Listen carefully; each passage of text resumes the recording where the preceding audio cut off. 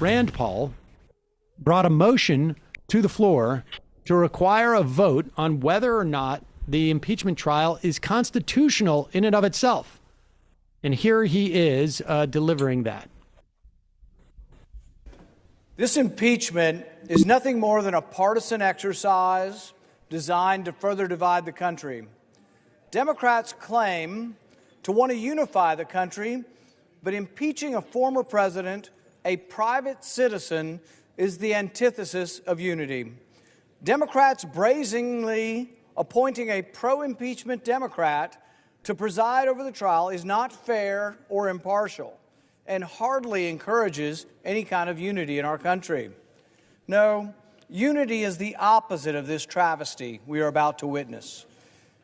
If we are about to try to impeach a president, where is the Chief Justice?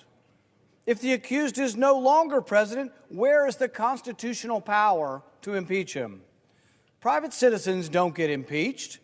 Impeachment is for removal from office, and the accused here has already left office. Hyper-partisan Democrats are about to drag our great country down into the gutter of rancor and vitriol, the likes of which has never been seen in our nation's history. Pause it for Instead of doing the I don't know where Senator Paul was during the past 4 years when we talk about rancor and vitriol, but he missed that part. Someone should probably let him know what's been going on in the country, and also what led us to this point. But let's hear a little bit more from him. Nation's work. With their new majorities in the House, the Senate, and the executive branch, Democrats are wasting the nation's time on a partisan vendetta against a man no longer in office. It's almost as if they have no ability to exist except in opposition to Donald Trump. Without him as their boogeyman, they might have to legislate and to actually convince Americans that their policy prescriptions are the right ones. Democrats are about to do something no self-respecting senator has ever stooped to. Democrats are insisting the election is actually not over, and so they insist on regurgitating the bitterness of the election. Okay, pause it. That is such an obvious straw man. Not one Democratic senator is insisting that the election is not over. The only people who... Well, the Democrats won the election. Yeah, the only people who insisted that the election wasn't over, that there was a chance that it could be changed, were the Republicans. They were the ones litigating the election for weeks and weeks and weeks. And you know what it led to? It led to millions upon millions of Americans believing that the election was not over. And what did that cause? The storming of the Capitol building where 5 people died. This party is talking about rehashing things. They did hearings for years on Benghazi when 4 people died. And all Democrats want to do is hold this guy accountable. It's not just about removal from office. That's ridiculous. If you commit a crime in Nebraska, you can still get tried for that crime. You can have to go back there. Just because he's left the office doesn't mean that he can't be held accountable for his crimes. It's ridiculous. Straw man after straw man. And the way he says it with such confidence is so infuriating. It is. It's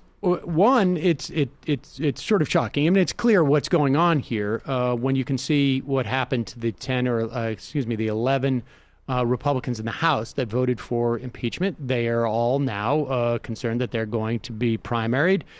Mitch or McConnell, get death threats. Well, yeah. Mitch McConnell, put up a trial balloon in the New York Times a couple of weeks ago, saying that he was happy about impeachment. Now it turns out that once that trial balloon starts to sink, he gets the sense that maybe the Republicans are not in the best position to throw off their base.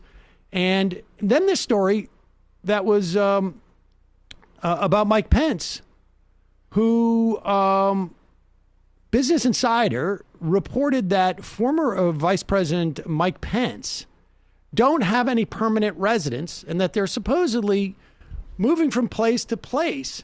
At one point in the report, it implied that the Pences are in a precarious position and that they are a little bit concerned about staying in D.C., because, of course, we know that this insurrection, one of the highlights of it, involved people running through the Capitol looking to either, they were saying they were looking to hang Mike Pence, and they had built a gallows. So you literally have their former vice president trying to at least obscure where that he's living, ostensibly afraid of what is out there in terms of the Republican voting base. And you've got Rand Paul pretending that everything is just fine and we should just let bygones be bygones. It really is stunning. But that is your modern Republican Party. The fever, I think, seems to be still raging.